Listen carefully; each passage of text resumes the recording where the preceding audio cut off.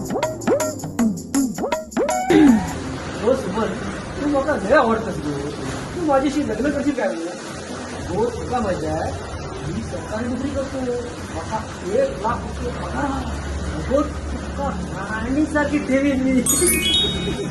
मी तयार आहे, पण माझे पप्पा आहेत ना तेच मानत नाही. अगो पप्पांच्या फार गोळी दिले पप्पाला. काय चाललं तू माझी बाजूक राहू गो. काय गुलू चालला तुमचा?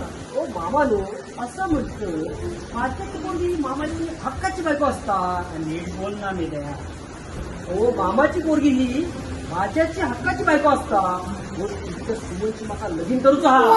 तुझ्या घरात आजू असा कवाड बघ आणि मग माझ्या मुलीक मागणी घाल. हो माझं काळं लोक किती काढतात. तुमची बहीण माझी औस काळी म्हणून मी काळू. अरे तुझ्या दोन्ही डोळ्यात मोती बिंदा पडली.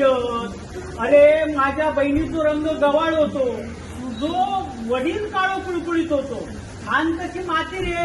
असू दे. हे एकदम सावळ्या गुब्बारासारखे दिसत आहे. माझ्या मनाला खूप आवडलेत बघा. हेच माझे भावी नवरे होणार आहेत. डोक्यावर पडली आहेस काय ग? उपमा कशात येते?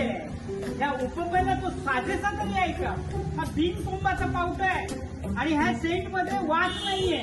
अशा मुलाला तू माझी फेर अँड लवली मुलगी देणार कधीच नाही.